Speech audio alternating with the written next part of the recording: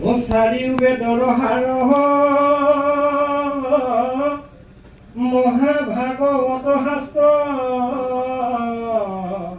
চাৰিভাগ বেদৰ সাৰ এই মহাভাগৱত পৃথিৱীত কৰিলো প্ৰচাৰ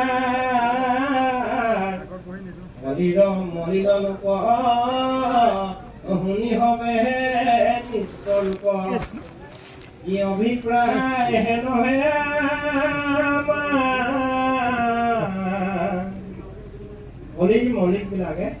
মলিন লোকবিলাকে যাতে ভাগৱত শাস্ত্ৰ শুনি কৰিব পাৰে সেই অভিপ্ৰায়ে ফেৰা বোকা কৰিছিল। তোমাক গইনা লৈ এই ভাগৱত শাস্ত্ৰ ভাগ কলিযুগত প্ৰচাৰ কৰিছে। এই ভাগৱত শুনি ঈশ্বৰৰ শ্ৰৱণ কীৰ্তন নাম বস্তু শ্ৰৱণ কীৰ্তন কৰি আমি তৰিব পাৰিম নে নোৱাৰিম, এই কথালৈ ব্ৰহ্মাৰ মনত সংশয় আহিছিলে। ব্ৰহ্মাই ভগৱন্তক সুধিলে, হে প্ৰভু জনাৰ্দন, হে প্ৰভু কমলাপতি, হে প্ৰভু নিগুণ ব্ৰহ্ম, তোমাৰ গুণনাম গাই কৰিব পাৰিম নে? ব্ৰহ্মাক মিচিককে ঈৰ্ষা হাঁহি মাৰি ভগৱন্তই ক'লে, হে ব্ৰহ্মা, তুমি এই গুণনাম মোৰ গুণনাম গাই মোক নাজানিলে কৰিব নোৱাৰিবা। মোৰ স্বৰূপ, মোৰ অৱয়ব, মোৰ ৰূপ, মোৰ প্ৰতিৰূপ তুমি জানিব লাগিব, নহলে এই নামে তোমাক ক্ৰিয়া নকৰিব। আৰু একেটা কথাকে ব্ৰহ্মাই যেতিয়া ধ্যানত আছিল, তেতিয়া নাৰদ বুলি কৈ পিতৃৰ ওচৰলৈ গৈছে আৰু নাৰদে ব্ৰহ্মাৰ লগত কথোপকথন কৰিছে, বিশেষকে কলি যুগটোৰ বিষয়ে, এই যুগটোৰ বিষয়ে। এই যুগত পাপমতী মনুষ্যসকলে মলমতী মনুষ্যসকলে কৰিব বোলে, কেনেকে কৰিব? হৰিগুণ গায়, হৰিগুণ গাই কৰিব। নাৰদ ব্ৰহ্মাৰ ওচৰৰ পৰা ঘূৰি আহিলে, আহি অলপ দূৰ আহি দেখিলে কথাটো মোৰ বিশ্বাস নহল, আকৌ পিতৃৰ ওচৰলৈ ঘূৰি গল। আৰু তেতিয়া পিতৃয়ে নাৰদক দেখি হাঁহি মাৰি দিছে আৰু কৈছে, হাঁহিয়া ব্ৰহ্মাই গুণে মুনিৰাই নকৰি বামনে দুখ কৃষ্ণৰ কীৰ্তনে মিলিব আনন্দ অহংকাৰৰ হলো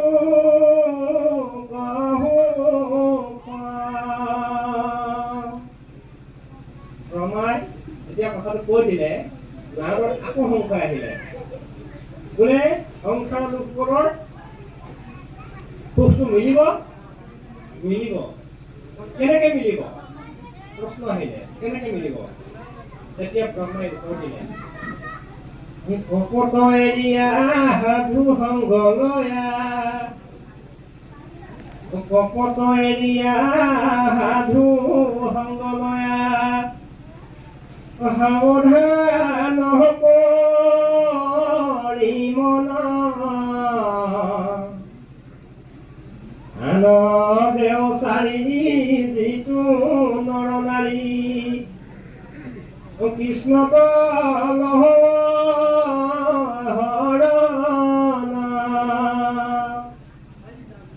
এই ভাগৱতৰ যিবিলাক শব্দ, এই শব্দবিলাক কোটি কোটি জনসাধাৰণ মুখে মুখে বাগৰি যোগে যোগে প্ৰবাহিত হৈ আমাৰ পুৰুষসকলে থৈ গৈছে, আমাৰ পাছৰ পুৰুষসকলে থৈ গৈছে। গতিকে শব্দটো এনেকুৱা ধৰণে ব্যৱহাৰ কৰিছে, গুৰুজনা শব্দ এনেকুৱা ধৰণৰ তাগিদাৰ দিছে, শব্দটোত আমাৰ লিখি থৈছে নৰনাৰী বুলি। ইয়াত মানুহ বুলি কোৱা নাই, মনুষ্য বুলি কোৱা নাই, ভকত বুলি কোৱা নাই, যেনে নৰনাৰী বুলি কৈছে। নৰ কেতিয়া, নাৰী কেতিয়া? আমি ভাগৱত সেইকাৰণে শুনিব লাগে, সেইকাৰণে শুনিব লাগে। আপোনালোকে বেয়া নাপাব দেই, আমি আধা ঘণ্টা 45 মিনিট সময় যিমানখন ল'ম, এই বস্তুটো শিপাটো উঘালি আনিব লাগিব। যদি শিপাটো উঘালি নানো তেতিয়া পুনৰ গজালি মেলিব। গতিকে আনৰ লগত আমাৰ নিমিলিব দেই, উঘালিলে শিপা উঘালিব। গতিকে নৰ কেতিয়া নাৰী কেতিয়া, কি কাৰণে ভাগৱতে যিমান লোক আছে সমস্তকে নৰ বুলি এইকাৰণে কৈছে, যাৰ ৰবলৈ সময় নাই সেইটোৱে নৰ দেই, যাৰ ৰবলৈ সময় নাই সেইটোৱে নৰ। আমি জন্ম হবৰ পৰা মৃত্যু আগমুহূৰ্তলৈকে আমাৰ ৰবলৈ সময় নাই। কোনোবা এটা মনে মনে গমন কৰি আছো, কোনোবা এটাই আঁচনি যোগেদি গমন কৰি আছো, কোনোবাই কাৰ্য ক্ৰমণিকা কৰি আছো, বিভিন্ন ক্ৰমণিকাৰ যোগেদি আমি গমনে কৰি আছো। গমনে মৃত্যু আগমুহূৰ্তটো যেনেকে এটা উদাহৰণ দিছে, সাপটোৱে ভেকুলীটো গিলিবলৈ মাত্ৰ তাৰ মূৰটো আৰু জিভাখন বাকী আছে, সেইখিনি সময়ত সি কেপ টেপ কৰিছে, মাত্ৰ জিভাখনে সি কেপ টেপ কৰি আছে। সেইখিনি সময়ত যদি জিভাখনত তাৰ মাখি এটা পৰি যায়, সি তপককে ভৰাই থৈ দিব, তপককে ভৰাই থৈ দিব। গতিকে আমাৰো মৃত্যু আগমুহূৰ্তটো চকু মুদিবলৈ বাকী আছে, বোলে বৰ্তা মাটি দুবিঘা ওলাইছে, মাত্ৰ আপোনাৰ সন্মতি লাগে, গোপাল লৈ লও সময়ত আহি যাব, গোপাল লৈ লওঁ, আমুকক নকবি মনে মনে যা খালি দেই। গতিকে এই যে ৰবলৈ সময় নাই আগমুহূৰ্তলৈকে, এই ৰবলৈ সময় নাই সকলোকে নৰ নাইটো, যিটো আছে কিন্তু পাবলৈ নাই, যিটো আছে কিন্তু পাবলৈ নাই, যিটো নাই সেইটোৱে আছে, যিটো আছে সেইটোৱে নাই, সেইটোৱে কাৰণে নাৰীৰ প্ৰতি মায়াৰ প্ৰতীক হিচাপে আমাক নাই বুলি কৈছে, সেইকাৰণে নৰ নাই। আছেনে? কি কাৰণে ক'লে যে নৰ নাৰীসকলে যদি কৃষ্ণক শপত এৰি যদি হৰণ লয়, তেতিয়াহ'লে সংসাৰৰ বস্তুখিনি পাব। কেলে পাব? দেৱতা সম্বাদ মিলয় সাক্ষাৎ কৃষ্ণৰ কৃপায় অপাৰ, অনন্ত কৃষ্ণ কৃপা তেতিয়া অপাৰ কৃপা মিলিব। মায়া দূৰ মিলে মহোদয়, সুখতে পহৰে সংসাৰ, সংসাৰখন সুখত কৰি পাৰিব। মায়াৰ পাত্ৰ যেতিয়া নাইকিয়া হ'ব, ভগৱন্তৰ কৃপা মিলিব। আৰু সুখৰ সংসাৰখন হ'লে মানুহজন ক'লৈ ধাৱন হ'ব? নৰজন ভাগৱত শুনিলে ক'লৈ ধাৱন হ'ব? ঈশ্বৰ জানিলে ক'লৈ ধাৱন হ'ব? তেতিয়া ব্ৰহ্মাই শেষত একেবাৰে সিদ্ধান্ত দিলে, মায়া গুচিবাৰ কৈবো কিবাৰ, প্ৰত্যক্ষে পাহিবে প্ৰমাণ, কুকুৰ চিগালে খাইবে যিটো দেহ, এই কুকুৰ চিগালে খাইবে যিটো দেহ, তাত গুচে অভিমান, এই কুকুৰ চিগালে কোৱা দেহটোত আপোনাৰ অভিমান নাইকিয়া হৈ গুচি যাব। যেতিয়া অভিমান নাইকিয়া হৈ গুচি যাব, এই দেহটো ব্ৰহ্মময় হৃদয় বাসনা হ'ব, তেতিয়াই আসন প্ৰতিষ্ঠা হ'ব, তেতিয়াই নাম বস্তু ক্ৰিয়া কৰিব, আৰু তেতিয়াই আমি ধাৱমান হ'ম। গৈ মানে মায়া কুণ্ঠ মানে মায়াহীন বৈকুণ্ঠত ধাৱমান হ'ম। আৰু শৰণৰ সেইকাৰণে প্ৰথম খোজোতে আমাক কৈছিলে দণ্ডমতে পৰিজনা দেহাৰ হৰণ, দণ্ড মানে লাঠি, ওৱট মানে নিচিনা, আমাক সেইকাৰণে অষ্টাংগ লাঠিডালৰ নিচিনাকে সেৱাটোৰ পৰা পেলাই দিলে, তুমি আজি সেইফালে দিলে সেইফালে হবা, এইফালে ভগৱতে এইফালে হবা। সেই প্ৰভু থাকি হৃদয়ত তুমি যেনে নচোৱাবা তেনেকে আমি নাচিম। এই নচাটো ভাৱনাটো ভাগৱতটো ব্ৰেকত কৰিবৰ কাৰণে যিটো আমাক অষ্টাংগ যোগত সিদ্ধি কৰিছিলে, এই ভাৱনাটো আজি 5 জনৰ দেউকী আসন প্ৰতিষ্ঠা হৈছে, গুৰুজনে কৃপা বৰষিছে। আমি সেইকাৰণে এটা বস্তু চাওঁ, বিবাহ দুখন, এখন জীৱাত্মাৰ লগত পৰমাত্মাৰ বিবাহ, আৰু এখন হৈছে আমাৰ দেহৰ বিবাহ। দেহৰ বিবাহখনত বিবাদ আছে, জীৱাত্মাৰ লগত পৰমাত্মাৰ বিবাহখনত বিবাদ নাই। সেইকাৰণে পৰমাত্মাৰ লগত বিবাহ কৰিছিলে কৰ্দম ঋষিয়ে, আৰু কৰ্দম ঋষিয়ে বিবাহ পৰমাত্মাৰ লগত কৰিবৰ কাৰণে তেওঁ সতীটো লৈছে দেৱহতী। কৰ্দম ঋষি আৰু দেৱহতী সংযোগত মিলিছিলে কপিল মুনি। ভগৱন্তৰ কৃষ্ণই কপিল মুনিৰ পৰা অৱতৰণ কৰিছিলে, সংসাৰৰ লোকসকলক মায়া চক্ৰত জাগ্ৰত কৰিবৰ কাৰণে যিখিনি জ্ঞান দিছিলে, তাকে আজি আমি অকণমান নামঘৰ কেলে, আসন কেলে, কপিল কোন, পৰমাত্মা কি, এই আছে সমস্ত সময় আছে। আমাৰ পাত্ৰী পাঁচজনে এতিয়া কপিল মুনি ভক্তিযোগ পঢ়িব। সেইকাৰণে তৃতীয় স্কন্ধৰ আছে তৃতীয়তে মহাপুৰুষৰ সংস্থান। আমাৰ মহাপুৰুষক লাগি বহুত গণ্ডগোল লাগি যায়। মহাপুৰুষৰ সংস্থান আমাৰ ভাগৱতৰ তৃতীয় অনুষ্ঠানত তৃতীয় স্কন্ধত কৃষ্ণ অকণমান দিয়ক তেওঁৰ দ্বাৰা লক্ষণ বৰ্ণনা অমতে অৱদতি শুনাম ব্যাসৰ ননে দন কপিল হৰিৰ পিতৃ যেবে গৈলা বন মাতৃৰ সাধিয়া প্ৰীতি পাছে ভগৱনে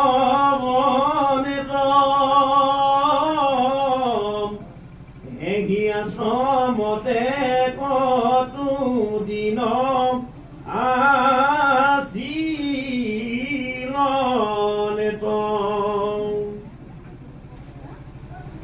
ৰাম নকৰন্ত কিছু কৰ্ম বহিয়া থাকনে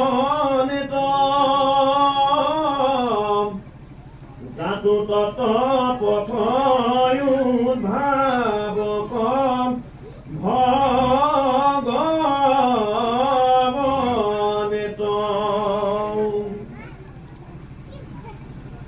ৰামে কেনয় পুত্ৰ দেৱী দেখি ৰংগ মন ব্ৰহ্মাৰ বচন স্মৰি বুলিলা বচন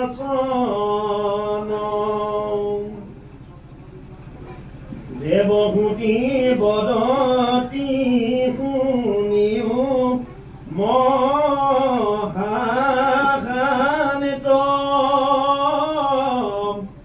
ইন্দ্ৰিয় পুখন্তে মই ভৈলো মহাস্নানিত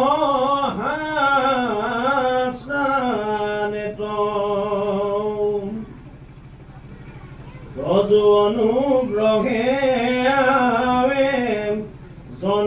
জন্মহীমা পাইলো এতেকে শান্ত চক্ষু তোমাক দেখিলো তমগুণে অন্ধ চক্ষু ইটো নৰ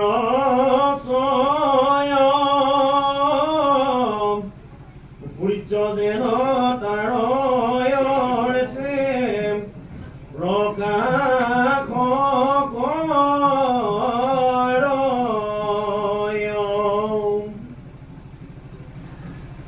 আৰু মূৰ মুহ দূৰ কৰিবে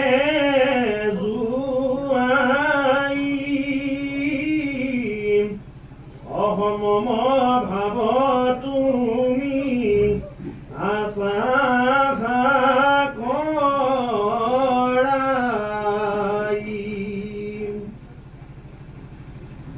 ৰাম তজু পাৱে শৰণ লৈলো পৰিহাৰ দ্বিতীয়ৰ সংশয়ত চেদন কুঠাৰ কৃষ্ণ কৃষ্ণ কৃষ্ণ কপিল মুনি ভগৱন্ত কৃষ্ণৰ এক অৱতৰণ কৰিছে কৰ্দম ঋষি বিদ্যৰ যোগেদি দেৱভূতি গৰ্ভত গতিকে আমি পঢ়িব লাগে শাস্ত্ৰ জ্ঞানৰ কাৰণে এটা অৰ্জুন এটা পাৰ্ট শাস্ত্ৰ পঢ়িব লাগে জ্ঞানৰ কাৰণে কি জ্ঞানৰ কাৰণে পঢ়িব লাগে বাস্তৱ জ্ঞানৰ কাৰণে নে জীৱাত্মাটোৰ গতিবিধি জ্ঞানৰ কাৰণে আমি শাস্ত্ৰ পঢ়িব লাগে জীৱাত্মাটোৰ গতিবিধিৰ কাৰণে আমাৰ যেনেকে এটা দেহ আছে দক্ষেন্দ্ৰীয় 10টা ইন্দ্ৰিয়ৰ এটা সংযোগৰ দেহ 10টা ইন্দ্ৰিয় সংযোগত লগত লগ লাগিছে মন বুদ্ধি চিত অহংকাৰ, 4 বস্তু। আৰু এই 4 বস্তু লগ লাগি শ্ৰদ্ধৰ লগত আৰু 10টা সংযোগ হৈছে, 24টা হৈছে। 24 তত্ত্বৰ এটা দেহ। আৰু 24 তত্ত্বৰ দেহটো আমাৰো আছে, কুকুৰ এটা আছে, ছাগলী এটাও আছে, একেবাৰে চাহীটোতো আছে, হাতীটোতো আছে। গম পাইছেনে? আগৰ বুঢ়া লোকসকলে সেইকাৰণে কয় ইহঁতি পঢ়িলে কি হ'ব 24 তত্ত্বৰ বিষয়ে নাজানে। আমাৰ ফলৰ কথা কৈছে দেই বাবা, আগৰ বুঢ়াসকলে কয় ইহঁতি কেইদিনৰ ল'ৰা ভাগত পঢ়িছে, এটি 24 তত্ত্বৰ বিষয়ে নাজানে। 24 তত্ত্বটো একো কামৰ বস্তু নহয়। সেইকাৰণে 24 তত্ত্বৰ এটা দেশ, আৰু চাহীটোত যেনেকে আছে, কুকুৰটোত যেনেকে আছে, হাতীটোত যেনেকে আছে, মানুহটোতো আছে, আমাৰো আছে, সকলো আছে, আইসকলো আছে, সকলো আছে। কিন্তু এই দেহটোত আৰু 4টা সংযোগ কেৱল মনুষ্য দেহটোতহে হয়। আৰু এই মনুষ্য দেহটোত সংযোগ হয় কাৰণে 24 তত্ত্বৰ লগত 4 সংযোগ হয় 28 তত্ত্ব হয়। আৰু 28 তত্ত্বটোৱে মূল সৃষ্টিকাৰক। তত্ত্বত যদি চাই আইসকলৰ 28 দিনতে সংযোগ। মই অলপ বাহিৰে বাহিৰে কৈছো দেই, আপোনালোকে বুজি পাব। 28 দিনৰ দিনাখন আইসকলৰ সীমা দেই।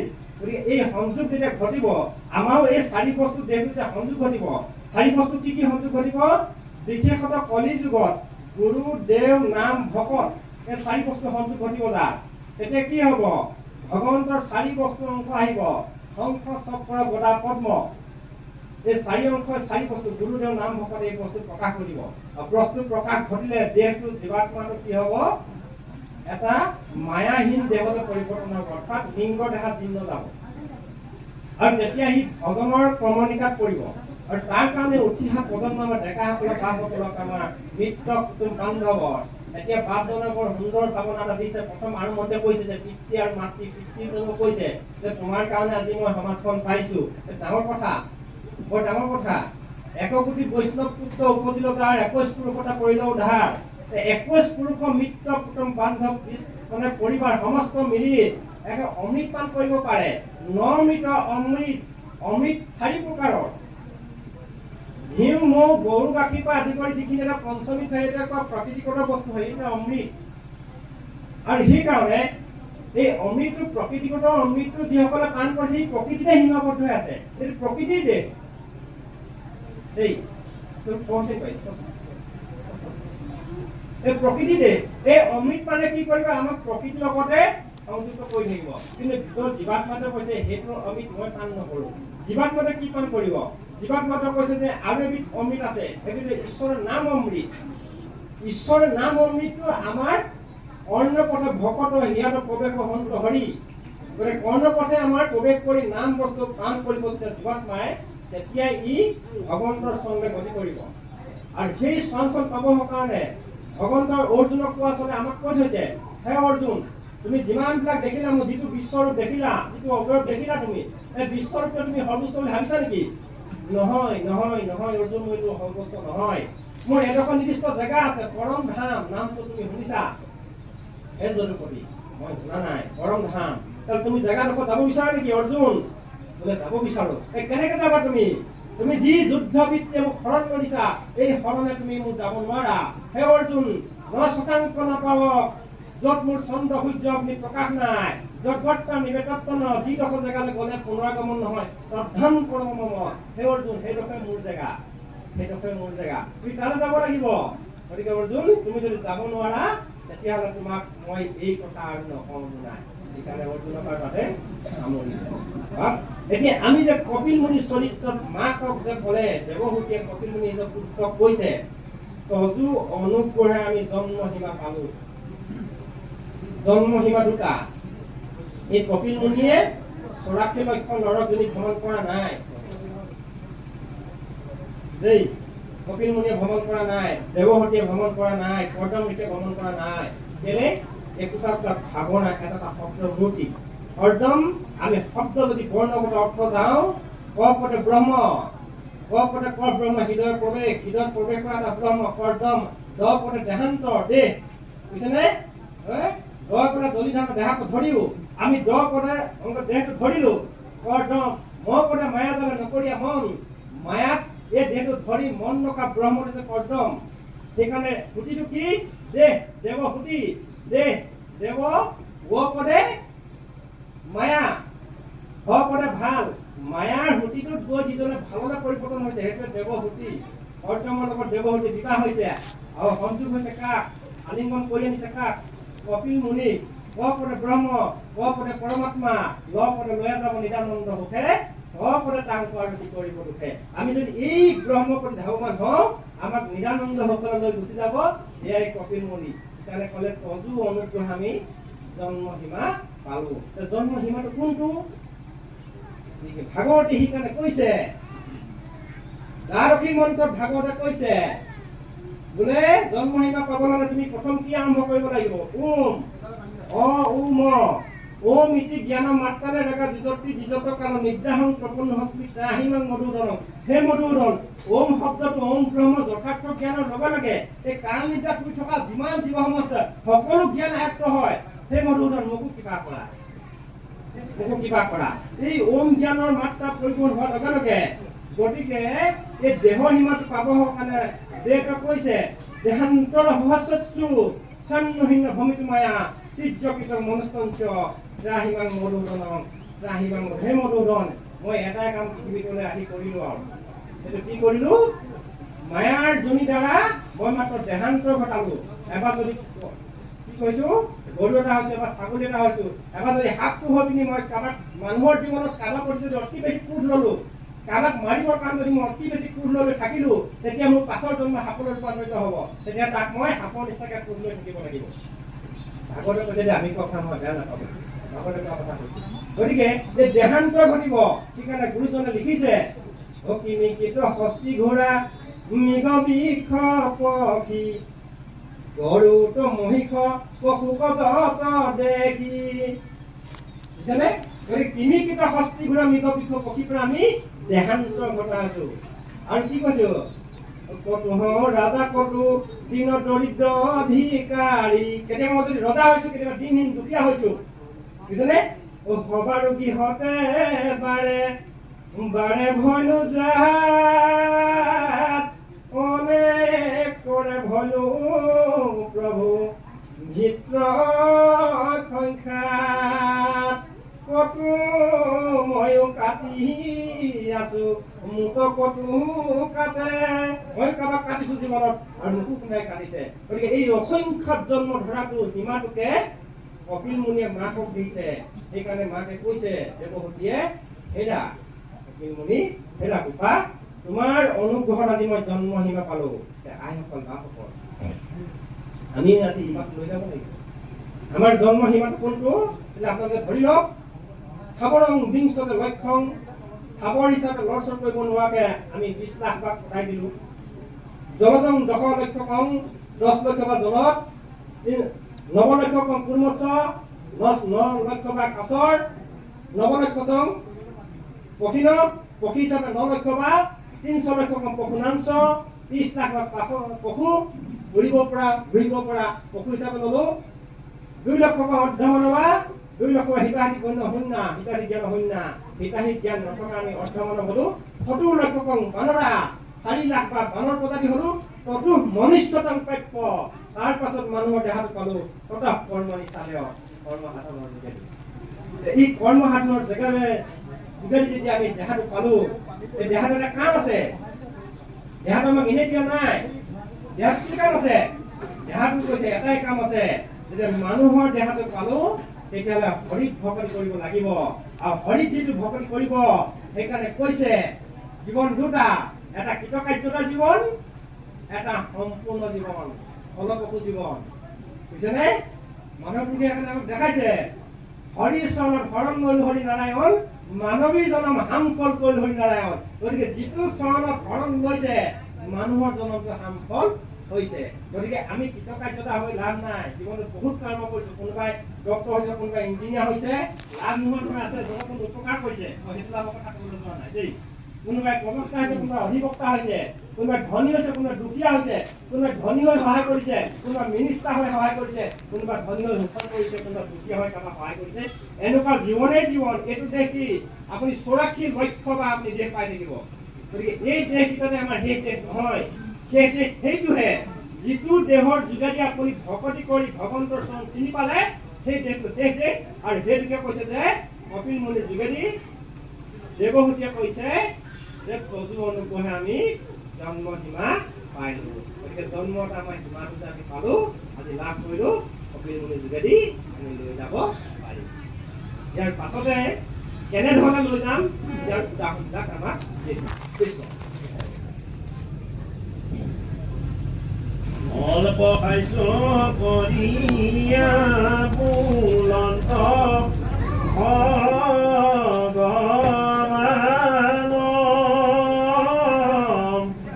শুনা প্ৰত্যুত্তৰ মাও ভূয়া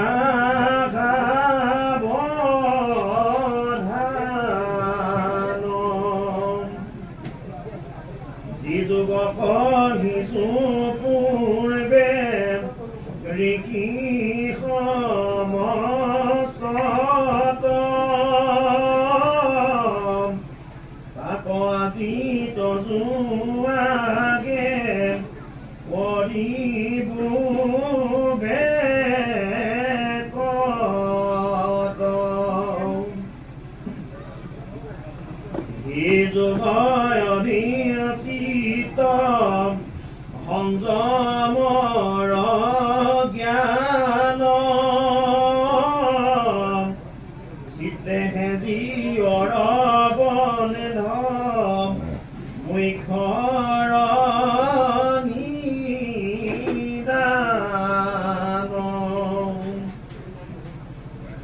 বিষয়া কত ভৈলে আতিবদ্ধ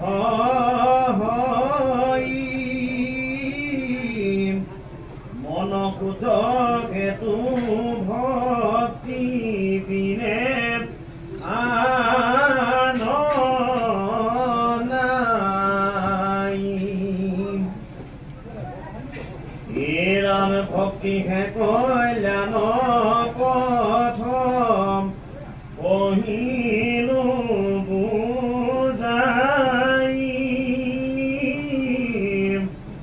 ঈশ্বৰত চিত দিলে মুকুত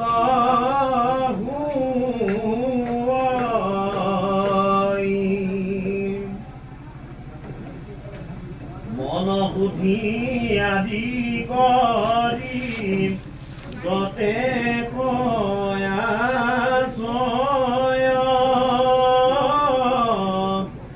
সৎসংগ সবাৰে মূল জানিবা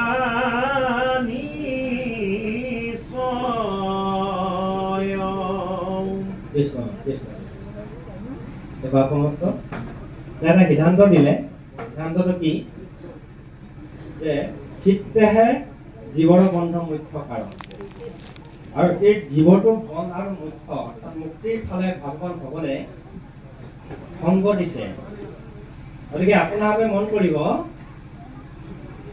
সংগৰ লগত থাকি আকৌ কৈছো শুনিব, সংগৰ লগত থাকি লোহাৰেও অলংকাৰ ৰূপ পায়।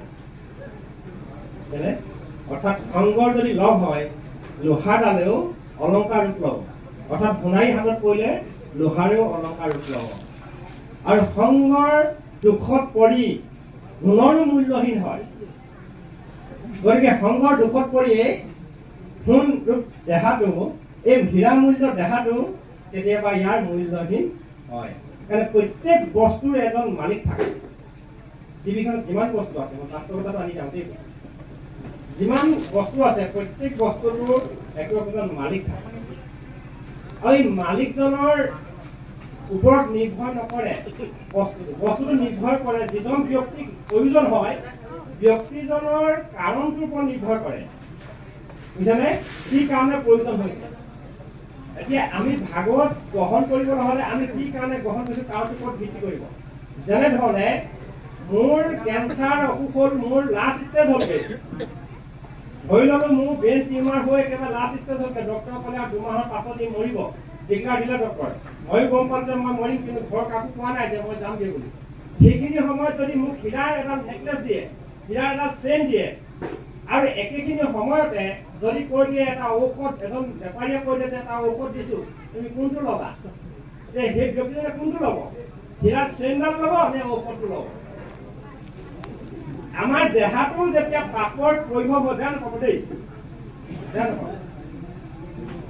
আমাৰ দেহাটো যেতিয়া পাপৰ প্ৰভাৱ হ'ব, সংগ দুখত পৰি বেয়া কথা, কুমাত, কুভাৱনা, কুচিন্তা কৰোঁতে যেতিয়া আমাৰ ইয়ালৈকে বুৰি যামগে, তেতিয়া কি হ'ব? আমাৰ সেইখিনি সময়ত হীৰাৰ অৰ্থাৎ ঈশ্বৰৰ বাক্যখিনি আমাৰ কামত নিদিয়া হ'ব, মূল্যহীন হৈ পৰিব। সেইকাৰণে আমি বাচিব লাগিব দেই, বাচিব লাগিব। আপোনালোকে সদায় চাব লাগিব যে সংগ তত্ত্ব কেনে ক'লে, আৰু ইয়াত কৈছে ভকতিত কৰে অন্য নকলে কৈছে। সেইকাৰণে ভগৱন্ত কৃষ্ণই উদ্ধৱক কোৱা আছিলে আমাক কৈ গ'ল প্ৰভু। সেইটো যদি আমি উদ্ধৱক কৈ আছো বুলি ভাবিছো, তেতিয়াহ'লে আমি মহাভুল কৰিছো। নতুন প্ৰজন্মসকল যদি কৈ দিয়া হয় বোলে উদ্ধৱে ভকতি কৰিছিলে, বাকীসকলে কৈছে তোমালোকে নকৰিলেও হ'ব, এনেকুৱা ভাৱনা যদি ভাগত প্ৰতিষ্ঠা হয় চলি যায়, তেতিয়াহ'লে আমাৰ ভুল হ'ব। সেইকাৰণে ভগৱন্তই উদ্ধৱক কোৱা আছিলে আমাক কৈ গৈছে যে ভকতিত পৰশ তুমি নকৰিবা, অন্য কথা তুমি নকবাই, নাপাতিবা, অকল ভকতি কথা পতা, ভকতি কথা পতা। কেলে ভকতি কথা পাতিবলৈ ক'লে? ভকতিনো কি? আমি ভকতি জানিব লাগিব নহয়।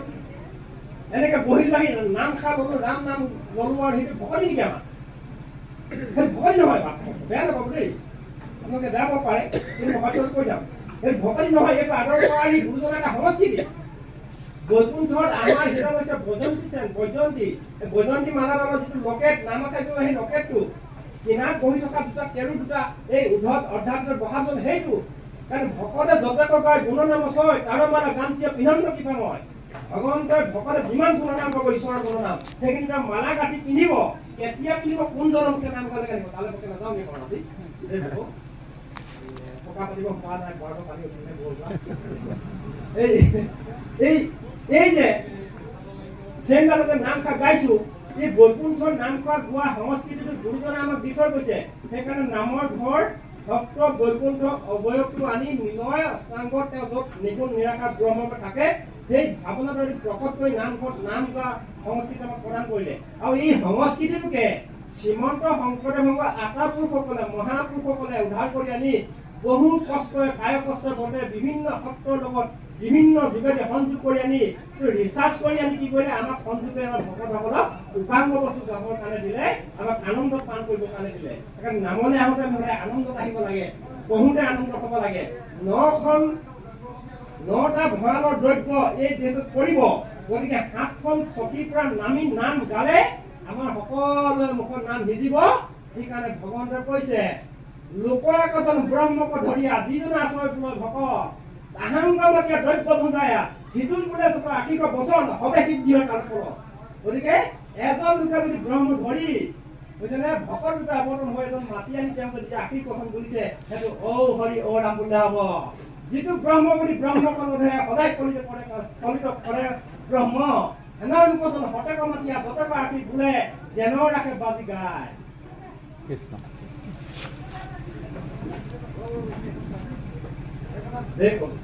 গতিকে আমি সেইদিনা কৈছিলো বোলে এখন কোনে প্ৰতিষ্ঠা কৰিব, বোলে অজিত বাবা বলব কিবা হৈছে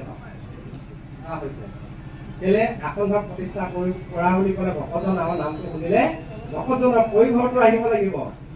কাৰণ এই কথাবিলাক কৈ গৈছে নহয়, বোলে ভকত আসন কোনে প্ৰতিষ্ঠা কৰিব, আমাৰ এই বাপজনে কৰিব বোলে কৃষ্ণ কিবা হৈছে, কোনে প্ৰতিষ্ঠা কৰিব, আমাৰ গোৱালামকে কৰিব বোলে কিবা হৈছে।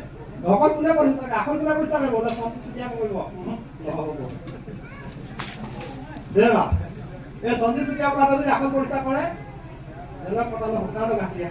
গতিকে এইটো বস্তু নহ'ব, সময়ৰ লগত বেলেগ হৈ যাব দেৱা। গতিকে আমি এনেধৰণে যাব লাগিব ভাগৱত পঢ়ি, যিটো ভক্তি মাৰ্গৰ যোগেদি। ভক্তিটো কি তেতিয়াহ'লে, ভক্তিটো ভগৱন্তই কৈছে হেৰা ব্ৰহ্মা, হেৰা অৰ্জুন, হেৰা উদ্ধৱ, কপিল পিনে মাকক কৈছে হেৰা মাতৃ, সেইকাৰণে ভাবিনী, মাকক ভাবিনী বুলি কৈছে। তেতিয়া হেৰা ভাবিনী ভক্তি সেইটোহে যিটোৱে মোৰ পাদপদ্ম চিনি পাই মোক সেৱা কৰিব জানিলে। গতিকে এই পাদ আৰু পদ্ম চিনি পাই সেৱা কৰিব জনা প্ৰক্ৰিয়াটোক আমাৰ ভক্তি মাৰ্গত গুৰুজনে ৰাখি আমাক ভাগৱত অধ্যয়ন কৰি আমাৰ ভকতৰ সংগত আলাপ আলোচনা কৰিব কাৰণে।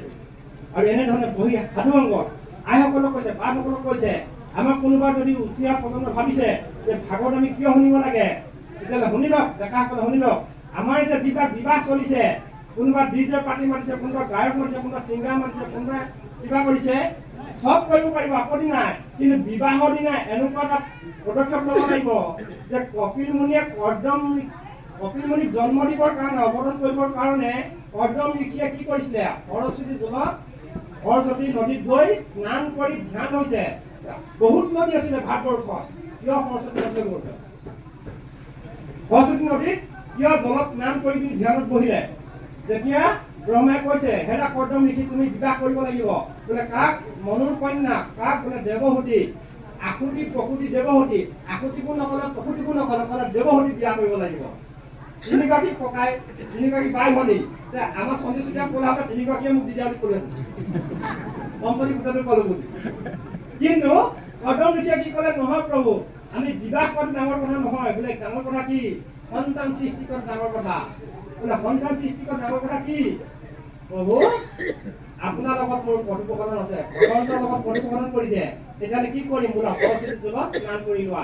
এতিয়া আমি ডেকাসকলক কৰিছো, আপোনালোকে যদি সৰস্বতী নদীত স্নান কৰিব যায়, সেইটোকে গধা মূৰ্খ না, বেয়া নাপাব দেই। সৰস্বতী নদী কোনখন? সৰস্বতী নদী সেইখনে যিখনে জ্ঞানৰ বৈভৱ বৈ আছে। সেইকাৰণে গুৰুপদে জ্ঞান, আমাৰ জ্ঞান ক'ৰবাত প্ৰকাশিত হৈ থাকে। জ্ঞান, আমাৰ জ্ঞানময় সুখগীতা আমাৰ প্ৰকাশিত হয় আমাৰ চকুৰ যোগেদি, নাসিকা ৰন্ধ্ৰৰ মাজেদি। এইডোখৰ হৈছে আমাৰ সমাধিস্থল। এই সমাধিস্থলৰ যোগেদি, মেৰুদণ্ডৰ যোগেদি, ৰাজহাঁহৰ মাজেদি তিনিডাল যে হীৰা গৈছে ৰাজহাঁহৰ মাজেদি, এই তিনিডাল হীৰাৰ মাজত প্ৰাণবায়ু প্ৰবাহিত হৈছে। প্ৰাণবায়ুৰ যোগেদি ৭২,০০০ নাৰ্ভৰ যোগেদি আমাৰ দেহৰ এই বুঢ়া আঙুলিলৈকে জ্ঞান প্ৰবাহিত হৈ থাকে। আৰু পৃথিৱীত যিমান জ্ঞান আছে সকলো জ্ঞান বিজ্ঞান নহয়, ইয়াক কেৱল মানুহে কৰিব পাৰে। এই জ্ঞানটো বিজ্ঞান কৰি অজ্ঞানে ৰূপান্তৰ কৰাটো হৈছে ভগৱন্তৰ চৰণৰ সেৱা। এই সেৱাটো যিজনে গ্ৰহণ কৰিব জানিব, সেইজনে সৰস্বতী জলত স্নান কৰিব। আৰু সেইজনৰ পুত্ৰ বিবাহত যি গ্ৰহণ কৰিব, সি অসুৰ পুত্ৰ হ'ব নোৱাৰে, সি অসুৰ হ'ব নোৱাৰে। নহ'লে আমি যিখন বিবাহ উৰুলি দি দমদমাই পাতি আছো, সেইবোৰ গৰু এটা জানে, ছাগলী এটা জানে, হাঁহ এটা, কুকুৰ এটা জানে, সন্তান জন্ম দিবা নতুন মানুহবিলাক প্ৰকচন কৰিবলগীয়া হয়। হয়নে প্ৰভু? গতিকে আমাৰ বিবাহ সেইখনে যিখনৰ যোগেদি আমাৰ সৎপুত্ৰ অভিলাষ, আমাৰ যি বাঞ্ছা আছে, সেই সৎপুত্ৰ আমাৰ এই ধৰালৈ নামি আহিব, যিটোৰ যোগেদি আমি একগোটি বৈষ্ণৱ পুত্ৰ উৎপন্ন হৈ আমি ৰাম নামৰ পদ্ম এই নামত আমি তাক পান কৰিব পাৰো। এই ভাৱনাই, আৰু আমি যে বয়সত আইসকলে বাপসকলে আমি বিয়া কোনখন কৰিম? আমি বিবাহ সেইখন কৰিম যিখন গোপীসকলে প্ৰথম বিবাহ কৰিছিলে। ক'ত কৰিছিলে? যিখন বিবাহ ভগৱন্ত কৃষ্ণৰ লগত কৰিছিলে প্ৰথম যমুনা। সেইকাৰণে ৰাসত যিটো ক্ৰিয়া কৰিছিলে, সেই যমুনাত যিটো কৰিছিলে, সেই ৰাসটো আমি আজি ক্ৰিয়া কৰি আমি সেইখন বিবাহ পালন কৰিব লাগিব। ক'ত?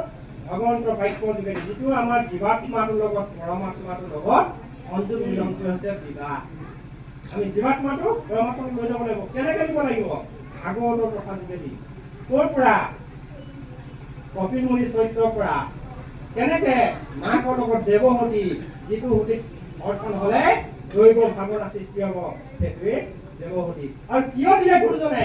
সেইকাৰণে শংকৰ গুৰুজনৰ নাম শুনি আছে আপুনি সকলোৱে জানে, শংকৰদেৱ শংকৰদেৱ, বহুতে কয় শংকৰদেৱ। আমি ভকতে কওঁ শংকৰদেৱ। শংকৰে কি কৈছে? হয় বোলে শংকৰ প্ৰকাশ, হয় বোলে কি কৈছে? তালব্য শব্দত সৃষ্টি হৈছে। কেলে হৈছে? তালব্য শব্দে আমাক প্ৰতিনিধি কৰিছে মৰা দেহলে।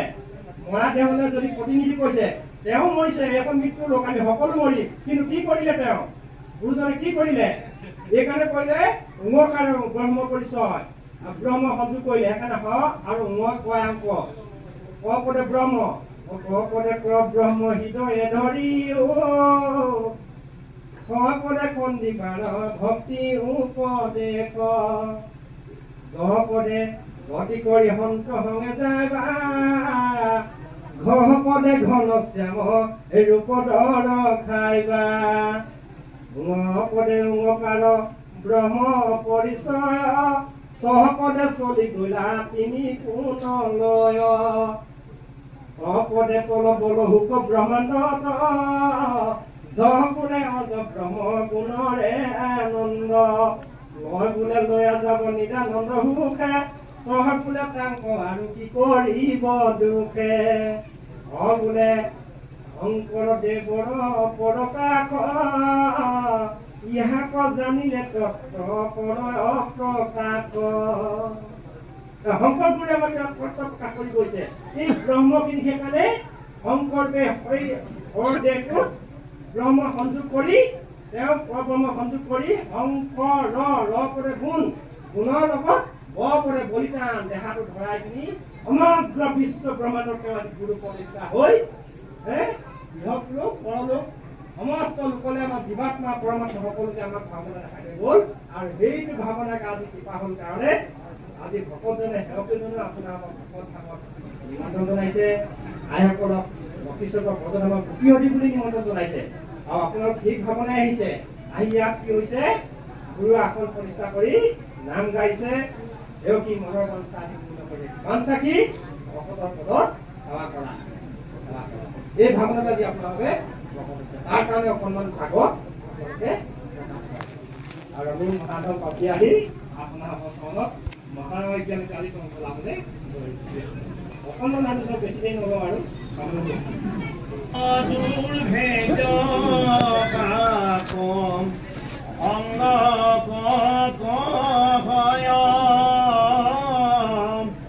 কিন্তু দুৰ্জনৰ সংগ এৰিবেলা গয়ম সেই সংগ নিতে যদি মনয় সাধুত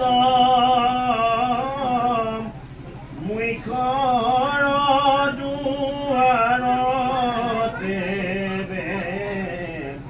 ভুৱয় মুকুত অসাধুৰ লক্ষণ আবে বহু কৰিহাৰ ভুৱয় কৰোণাচিত ভুবিদ বাৰ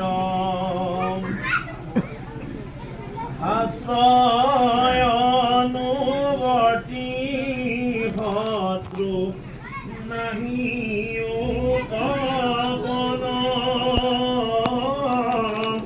ভুকিল গুণেহে মাত্ৰ তাৰাৰ ভূষণ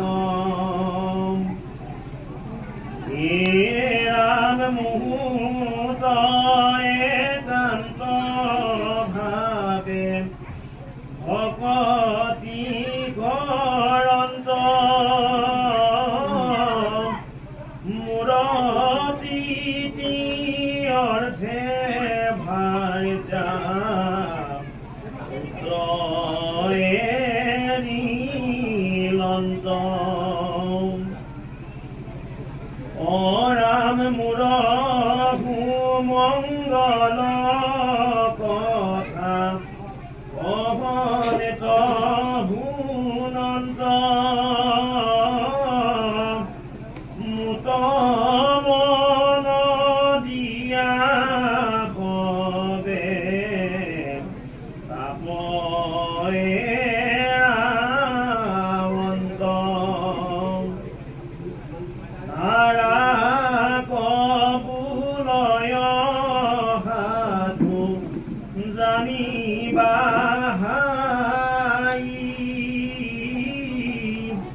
তাৰাৰ সংগ তুমি পাৰ্থিবা সদায় আৰু মূৰয় খণ্ডিত বীৰ্য প্ৰকাশক কৰে নৰ মনৰ সদা আনন্দ কাৰক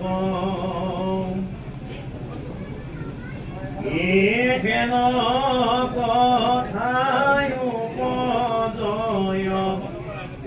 সাধুৰ সংগত আকজাৰা সাৱধানে নয় ভতত অল্পকালে ঈশ্বৰত তাৰাৰ নিশ্চয় শ্ৰদ্ধাৰতি ভক্তি অনুক্ৰমে উপজয়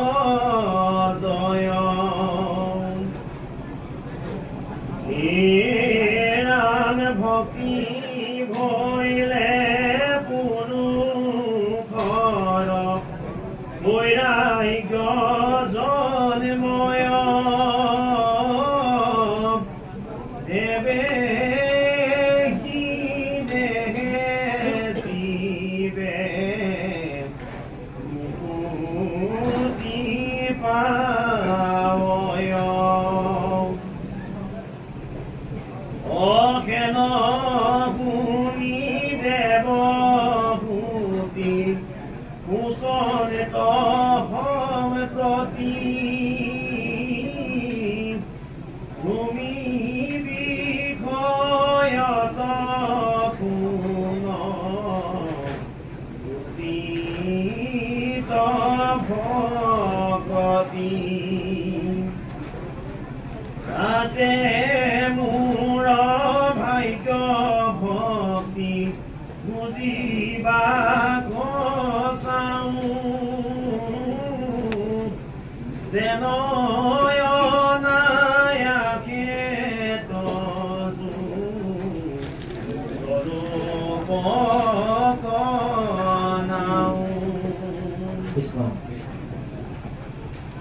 ইয়াত আমাৰ তিনিটা কথা ইংগিত দিলে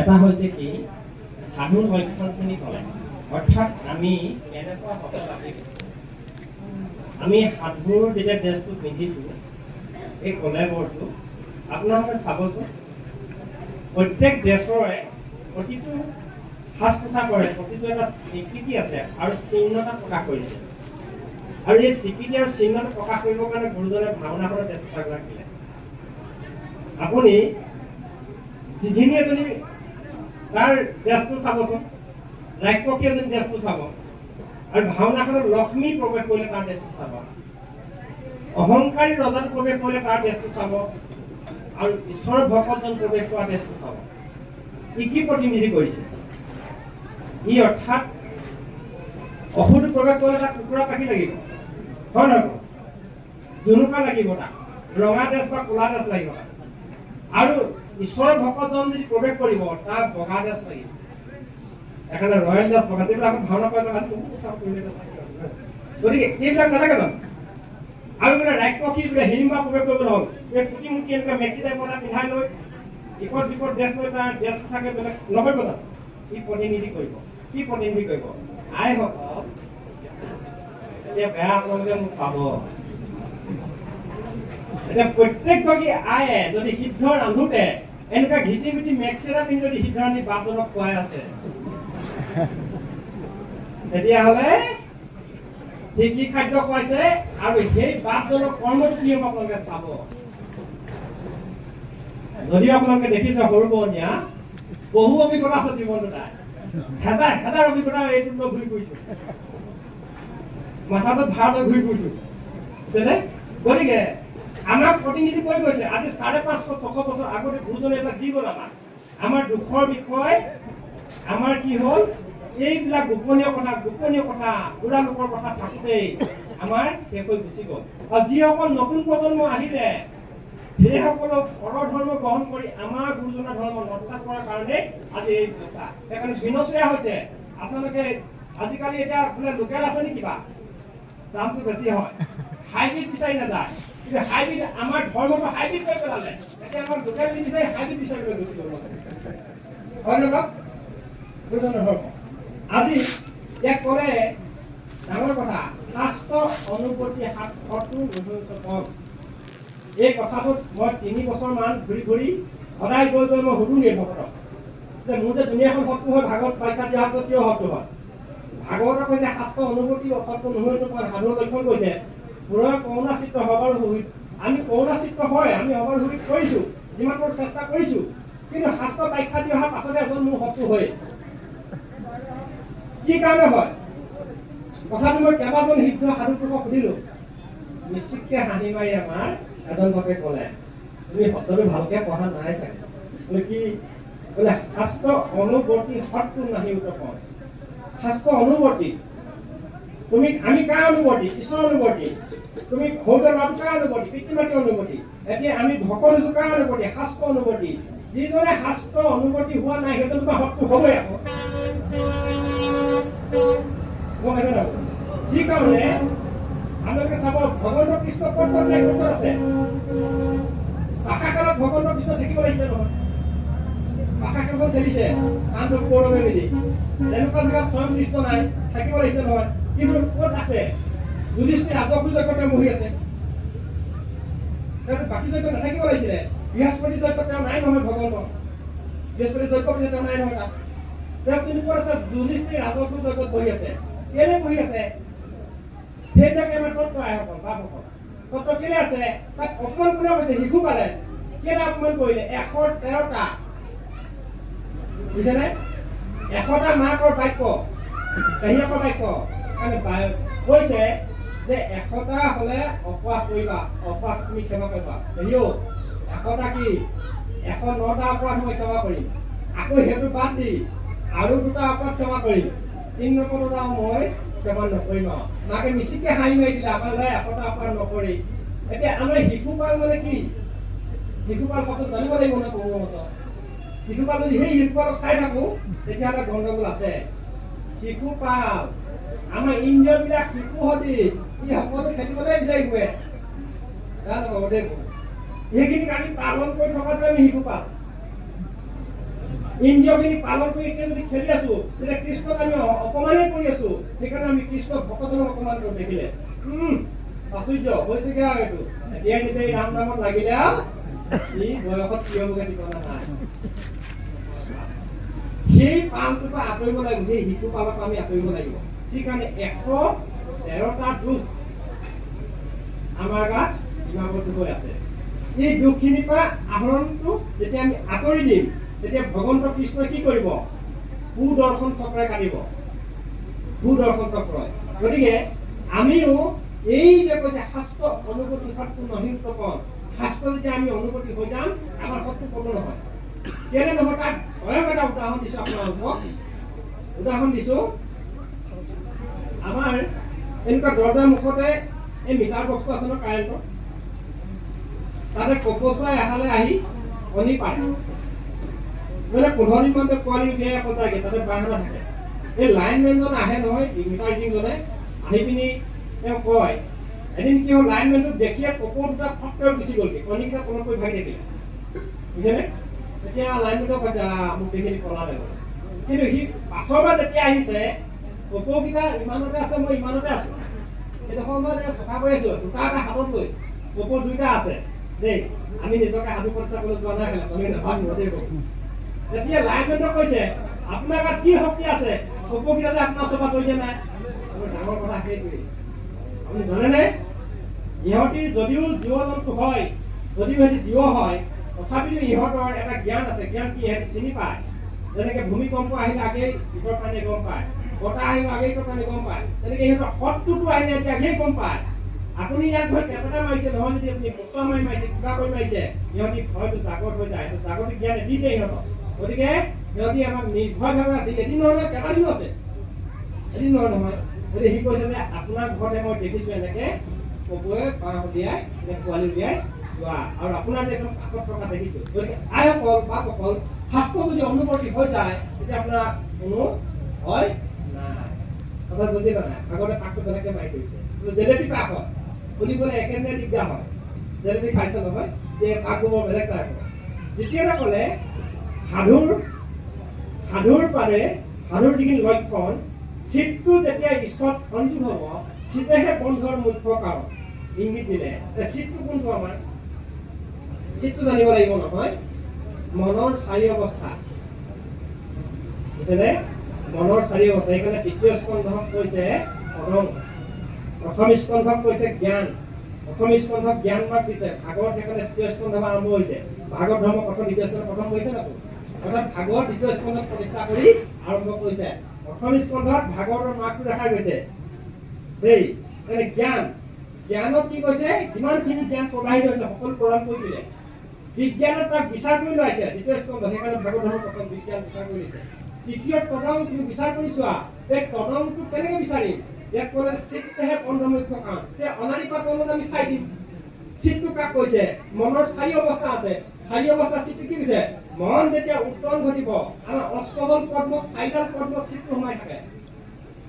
অষ্টদল পদ্ম আছে নহয় এই জীৱতে অষ্টদল পদ্মত মানে ভ্ৰমণ কৰি ফুৰে যেতিয়া বিষয় পদ্মলৈ গুচি যায় জীৱতে বিষয় চিন্তা কৰিব মনটোৱে তেতিয়া আপুনি আৰু ভকত আহিলেও জীৱটো যেতিয়া বিষয় ভাৱনালৈ গুচি যাব তেতিয়া আপোনাৰ বিষয় চিন্তা আহি যাব জীৱটো যেতিয়া ব্ৰহ্ম পদ্মলৈ গুচি যাব অষ্টদল তেতিয়া আপুনি ব্ৰহ্ম চিন্তা আহি যাব আপোনাৰ একদম বিষয় মাজত আছে পটককে আপোনাৰ ব্ৰহ্ম চিন্তা আহি যাব এই যে ঘূৰি ফুৰে যে জীৱটো যে নতুন হৈ থাকে মনটো যে এই মনক যেতিয়া উত্তৰণ ঘটাই ব্ৰহ্মত সংযোগ কৰিব তেতিয়া চিত্তলৈ ৰূপান্তৰিত হ'ব সেইকাৰণে চিত্তৰ অধিষ্ঠাতা দেৱ হৈছে বসুদেৱ বসু মানে পৃথিৱী দেৱ মানে ঈশ্বৰ অৰ্থাৎ দেহটো পৃথিৱী ইয়াৰ অধীনক যেতিয়া সংযোগ কৰি দিয়া হয় তেতিয়া চিত্ৰৰ বন্ধবোৰ নহয় সেইকাৰণে চিত্তেহে বন্ধ আৰু মুখ্য কাৰণ মানে প্ৰভু আৰু এই চিত্তটোক বান্ধিবৰ কাৰণে আৰু মুখ্য অৰ্থাৎ মুকলি কৰিবৰ কাৰণে সাধু অংকন যাব লাগিব সেইকাৰণে ভগৱন্ত কৃষ্ণই উদ্ধৱক গুপ্ত কৰি কাণে কাণে কথাটো ক'লেনে প্ৰভু কাণে কাণে কথাটো কৈছে অৰ্থাৎ গুপ্ত কৰি কৈছে কি গুপ্ত কৰি কৈছে মানে কৃষ্ণই কথা কৈছে নেকি আমি বস্তুটো উল্টাকে বুজিব লাগিব অৰ্থাৎ কথাটো এইটো কৈছে যে যিকেইটা কথা তুমি জানিলা তুমি নিজৰ কাৰণেহে জানিছা দেই আনৰ কাৰণে নহয় তুমি যেতিয়া নিজে পালন কৰিবা তেতিয়া আও দহজন পালন হ'ব এই কৰ্ণ পথে তুমি যেতিয়া কথাটো শুনিলা তুমি পালন কৰা তেতিয়া মনটো আমাৰ উত্তৰণ ঘটিব তাৰ কাৰণে গুৰুজনে কি কৰিলে আমাক তাৰ কাৰণে গুৰুজনে মাধৱ পুৰুষৰ যোগেদি ভকতি তাগিদাৰ প্ৰকাশ কৰি দেখা যে চিত্তটো কেনেকে বান্ধিব এদিন কি হ'ল গুৰুজনে ৰাতিপুৱা বাহিৰলৈ যাওঁতে আগৰ দিনত বাহিৰলৈ যায় গা ধুবলৈ যাওঁতে তেওঁ কি হ'ল এই যিখন তিয়নিখন গৃহতে থৈ গ'ল আইগৰাকীক জ্ঞানটো দিবৰ কাৰণে আৰু গৈ সদায় তিয়নিখন লৈ যায় তেওঁ কিন্তু সেইদিনাখন গৃহতে বাৰাণ্ডাতে থৈ এনেকুৱা কণতে থৈ তেওঁ গুচি গ'ল ঘূৰি আহোঁতে তেওঁ মুখতে দাঁত এই যন্ত্ৰডাল লৈ অৰ্থাৎ মাৰি এডাল লৈ দাঁত থকা পোৱা যে এই যন্ত্ৰডাল লৈ তেওঁ আহি খুচি কললে মূৰ কৰি আহিছে বোলে ৰমানন্দ মাকো বোলে কওকচোন বৰ ডাঙৰ কাৰ্য হ'ল যে কি হ'ল আজি বোলে বাহিৰ ঘূৰি থাকোঁতে ডাঙৰি পোৱালি এটা আহিছিলে দিলো ঢকা মাৰি মৰি থাকিলে বোলে এতিয়া ডাঙৰ কথা চোৱাত লাগিলে চোৱা ভাঙিবলৈ ধনবিধ নাই ৰমানন্দ মাকৰ একদম জাগ্ৰত হৈ গ'ল উঠি গ'ল পেঁচা বোলে এতিয়া একোই ধনবিধ ক'ত পাম এতিয়া এই ধনবিধ পাবৰ কাৰণে ব্যৱস্থা ক'ত কৰিব তুমিতো ৰাতিপুৱাৰ পৰা গধূলিলৈকে ভাগৱতকে গাই থাকা তুমি ৰাতিপুৱাৰ পৰা গধূলিলৈকে ভক্তি ধৰ্ম প্ৰচাৰ কৰি থাকা কৃষ্ণ গুণনামে তুমি গাই থাকা ধনবিধ ক'ত পাবা বোলে ৰমানন্দ মাকৰ চিন্তা হৈ গ'ল এতিয়া গুৰুজনে কি বুলি ক'লে জানে তেতিয়াহ'লে এমাহৰ কাৰণে কাৰোবাৰ ঘৰত মই আলোৱা সজোৱা হ'বগে লাগিব এই বুলি কৈ তেওঁ যেতিয়া পদূলি মুখৰ পৰা খোজটো দিছে মাধৱ মুখ আহি ওলাইছে মাধৱ মুখে কৈছে আই গুৰুজনৰ আজি কি অৱস্থা কিয় দুখপন হৈছে